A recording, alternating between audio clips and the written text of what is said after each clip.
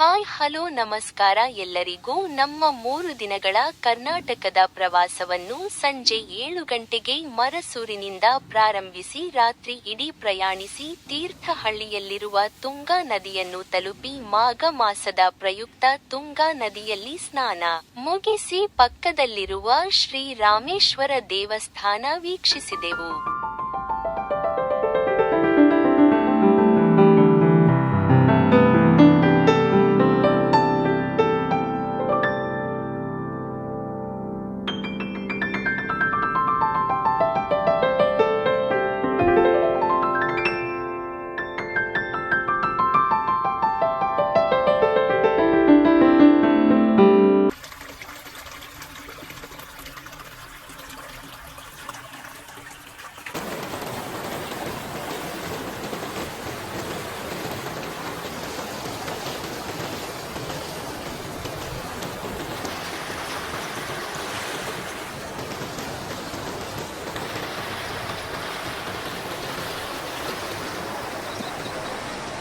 ತೀರ್ಥಹಳ್ಳಿಯಲ್ಲಿರುವ ಶ್ರೀ ರಾಮೇಶ್ವರ ದೇವಸ್ಥಾನವು ಮಹತ್ವದ ಹಿಂದೂ ಯಾತ್ರಾ ಸ್ಥಳವಾಗಿದ್ದು, ಶ್ರೀಮಂತ ಇತಿಹಾಸವನ್ನು ಋಷಿ ಪರಶುರಾಮನ ದಂತಕಥೆಯೊಂದಿಗೆ ಆಳವಾಗಿ ಹೆಣೆದುಕೊಂಡಿದೆ. ದಂತಕಥೆಯ ಪ್ರಕಾರ, ವಿಷ್ಣುವಿನ ಅವತಾರವಾದ ಋಷಿ ಪರಶುರಾಮನು ತೀರ್ಥಹಳ್ಳಿಯ ತುಂಗಾ ನದಿಯಲ್ಲಿ ತನ್ನ ತಾಯಿ ರೇಣುಕಾಳನ್ನು ಕೊಂದ ತನ್ನ ಕೊಡಲಿಯನ್ನು ಪರಶು ರಕ್ತದ ಕಲೆಗಳಿಂದ ಶುದ್ಧೀಕರಿಸಿದನು. ಅವನು ತನ್ನ ಕೊಡಲಿಯನ್ನು ತೊಳೆದ ಸ್ಥಳವನ್ನು ರಾಮತೀರ್ಥ ಎಂದು ಕರೆಯಲಾಗುತ್ತದೆ ಮತ್ತು ನದಿಯ ಉದ್ದಕ್ಕೂ ಇರುವ ಹಲವಾರು ಪವಿತ್ರ ಸ್ಥಳಗಳಿಂದ ತೀರ್ಥಗಳು ತೀರ್ಥಹಳ್ಳಿ ಎಂಬ ಹೆಸರು ಬಂದಿದೆ ಎಂದು ನಂಬಲಾಗಿದೆ. ಈ ದೇವಾಲಯವನ್ನು ಕಲ್ಲಿನಿಂದ ನಿರ್ಮಿಸಲಾಗಿದೆ ಮತ್ತು ತುಂಗಾ ನದಿಯ ದಡದಲ್ಲಿದೆ. ಇದು ಪ್ರದೇಶದ ಪ್ರಮುಖ ದೇವಾಲಯವಾಗಿದ್ದು ದೂರದೂರುಗಳಿಂದ ಭಕ್ತರನ್ನು ಆಕರ್ಷಿಸುತ್ತದೆ. ರಾಮೇಶ್ವರ ದೇವಾಲಯಕ್ಕೆ ಭೇಟಿ ನೀಡಲು ಉತ್ತಮ ಸಮಯವೆಂದರೆ ಚಳಿಗಾಲದ ತಿಂಗಳುಗಳಲ್ಲಿ ಸೆಪ್ಟೆಂಬರ್ನಿಂದ ಫೆಬ್ರವರಿ. ಹವಾಮಾನವು ಆಹ್ಲಾದಕರವಾಗಿರುತ್ತದೆ. ತೀರ್ಥಹಳ್ಳಿ ಪಟ್ಟಣವು ತನ್ನ ನೈಸರ್ಗಿಕ ಸೌಂದರ್ಯಕ್ಕೆ ಹೆಸರುವಾಸಿಯಾಗಿದೆ ಮತ್ತು ಇದು ಕರ್ನಾಟಕದ ಜನಪ್ರಿಯ ಪ್ರವಾಸಿ ತಾಣವಾಗಿದೆ.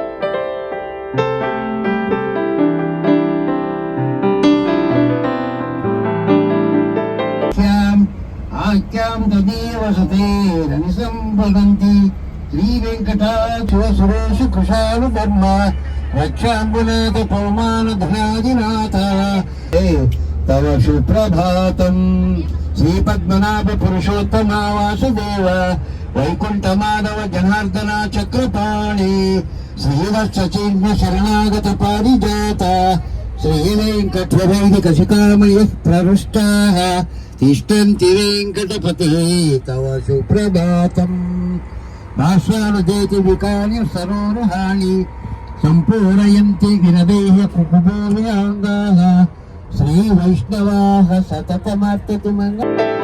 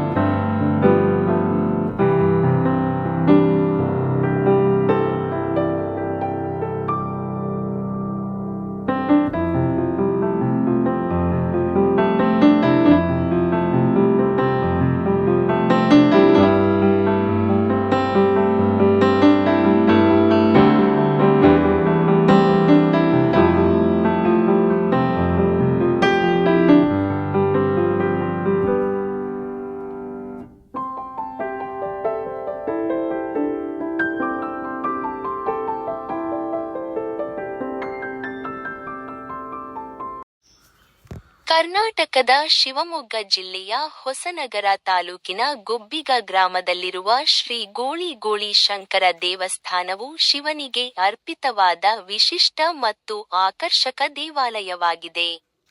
ಪಾರ್ವತಿಗೆ ಬಾಯಾರಿಕೆಯಾದಾಗ ಶಿವನು ಗಂಗೆಯನ್ನು ಕಾಣಿಸಿಕೊಳ್ಳಲು ಆಜ್ಞಾಪಿಸಿದನು. ಗಂಗೆಯು ಶಿವನ ತಲೆಯ ಮೇಲೆ ಚಿಲುಮೆಯಾಗಿ ಹೊರಹೊಮ್ಮಿದಳು. ಸಂತಸಗೊಂಡ ಶಿವನು ಗಂಗೆಯನ್ನು ಅಲ್ಲಿಯೇ ಇರಲು ಅವಕಾಶ ಮಾಡಿಕೊಟ್ಟನು. ನೀರನ್ನು ಔಷಧೀಯ ಗುಣಗಳೊಂದಿಗೆ ಅನುಗ್ರಹಿಸಿದನು. ಗಂಗಾ ಆರಂಭದಲ್ಲಿ ನಿರಾಕರಿಸಿದರು. ಶಿವ ಅವಳನ್ನು ತನ್ನ ಕೂದಲಿಗೆ ಬಂಧಿಸಲು ಕಾರಣವಾಯಿತು. ಅಂತಿಮವಾಗಿ ಗಂಗಾ ತನ್ನೊಂದಿಗೆ ಶಿವನು ಸಹ ಅಲ್ಲಿ ವಾಸಿಸುವ ಷರತ್ತಿನ ಮೇಲೆ ಉಳಿಯಲು ಒಪ್ಪಿಕೊಂಡಳು. ಇದು ದೇವಾಲಯದಲ್ಲಿರುವ ಪವಿತ್ರ ಕೊಳ, ಜಟಾತೀರ್ಥದ ಮೂಲ ಎಂದು ನಂಬಲಾಗಿದೆ. ಈ ಕೊಳದಲ್ಲಿನ ನೀರು ಚರ್ಮದ ಕಾಯಿಲೆಗಳನ್ನು ಗುಣಪಡಿಸುವ ಗುಣಗಳನ್ನು ಹೊಂದಿದೆ ಎಂದು ನಂಬಲಾಗಿದೆ.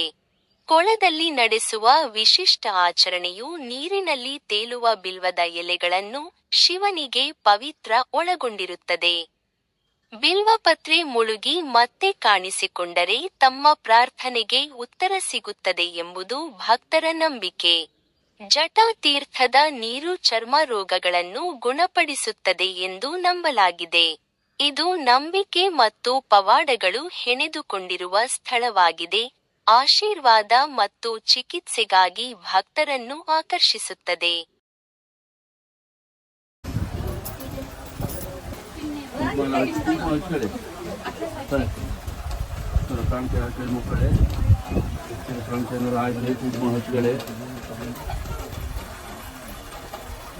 ನಿಮ್ಮ ದೇವರ ಪೇಟ್ ಪೂಜೆ ಮಾಡಿ ಕೊಡಿ, ಚೀಟಿ ಕೊಡಿ.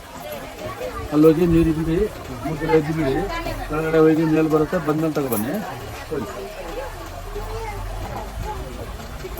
ಕಾಂತೇನೂರು ಆಚೆ ಮುಕ್ಕಳೆ ಕೊಡಿ ಕೊಡಿ. ನಿಮ್ಮ ಮನೇಲಿ ಪೂಜೆ ಮಾಡಿ ಆಯ್ತಾ.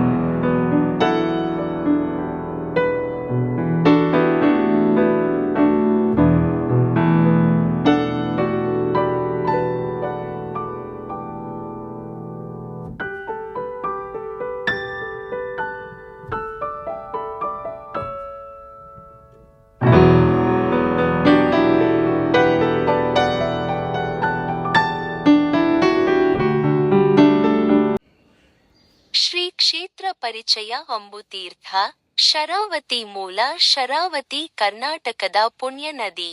ಸೀತಾದೇವಿಗೆ ಬಾಯಾರಿಕೆಯಾದ ಶ್ರೀರಾಮ ತನ್ನ ಬಾಣವನ್ನು ಬಿಟ್ಟು ಭೂಗರ್ಭದಿಂದ ಪುಣ್ಯತೀರ್ಥವನ್ನು ಉಕ್ಕಿಸಿದ. ಹೀಗೆ ಶ್ರೀರಾಮನ ಬಾಣ, ಶರದಿಂದ ಉಗಮವಾದ ನದಿ ಶರಾವತಿ ನದಿ ಎಂದು ಪ್ರಸಿದ್ಧವಾಯಿತು. ಹೀಗೆ ರಾಮಬಾಣ ಬಿಟ್ಟು ಶರಾವತಿಯ ಉಗಮ ಸ್ಥಾನವೇ ಅಂಬುತೀರ್ಥ. ಹೀಗೆ ಅಂಬುವಿನಿಂದ ತೀರ್ಥ ಉದ್ಭವವಾದುದರಿಂದ ಅಂಬುತೀರ್ಥ ಎಂಬ ಹೆಸರಾಯಿತು. ಈ ಕ್ಷೇತ್ರದ ವೈಶಿಷ್ಟ್ಯಗಳು. ಈ ದೇವಾಲಯದ ಎದುರಿನ ಬೆಟ್ಟದಲ್ಲಿ ಶ್ರೀರಾಮನು ವನವಾಸ ಕಾಲದಲ್ಲಿ ಇಲ್ಲಿಗೆ ಬಂದ ಕುರುಹಾಗಿ ಶ್ರೀರಾಮನ ಪಾದ ಮತ್ತು ಜಿಂಕೆಯ ಪಾದದ ಗುರುತು ಬಂಡಿಯಲ್ಲಿ ಮೂಡಿಬಂದಿದ್ದು ಪ್ರಸ್ತುತ ಭಕ್ತಾದಿಗಳ ಗಮನ ಸೆಳೆಯುತ್ತಿದೆ. ತೀರ್ಥಹಳ್ಳಿಯಲ್ಲಿರುವ ಈ ಪುರಾಣ ಪ್ರಸಿದ್ಧ ಉಗಮ ಕ್ಷೇತ್ರ ತೀರ್ಥಹಳ್ಳಿಯಿಂದ ಸುಮಾರು 18 ಕಿಲೋಮೀಟರ್ ದೂರದಲ್ಲಿದೆ. ಇಲ್ಲಿರುವ ಶಿವ ದೇವಾಲಯದ ಪಾದದ ಬಳಿಯಿಂದ ಉಕ್ಕಿ ಮೇಲೆ ಬರುವ ಅಂಬುತೀರ್ಥ ಮುಂದೆ ಸಾಗುತ್ತಾ ಶರಾವತಿ ನದಿಯಾಗಿ ಹರಿಯುತ್ತದೆ.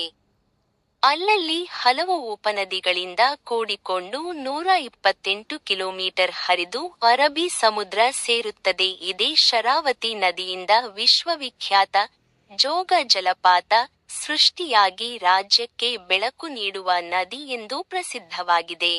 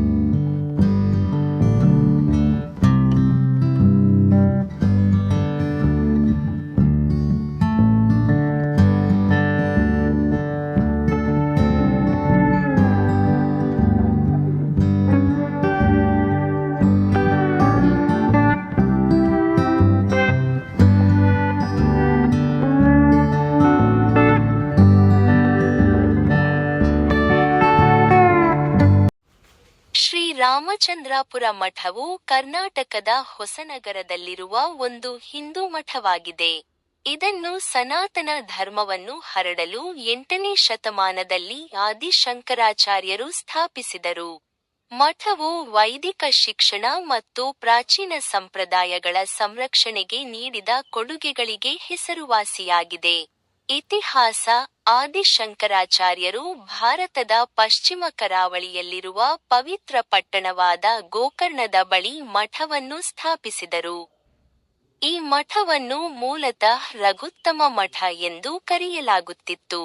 ಮಠದ ಮೊದಲ ಗುರುಗಳು ಆದಿಶಂಕರಾಚಾರ್ಯರ ಶಿಷ್ಯರಾದ ಶ್ರೀ ವಿದ್ಯಾನಂದರು. ಅಂದಿನಿಂದ ಮಠವು ಮಠಾಧೀಶರ, ಮಠದ ಮುಖ್ಯಸ್ಥರು, ಮುರಿಯದ ಸಾಲನ್ನು ಹೊಂದಿದೆ. ಪ್ರಸ್ತುತ ಗುರುಗಳು ಜಗದ್ಗುರು ಶಂಕರಾಚಾರ್ಯ ಶ್ರೀ ರಾಘವೇಶ್ವರ ಭಾರತಿ ಮಹಾಸ್ವಾಮೀಜಿ.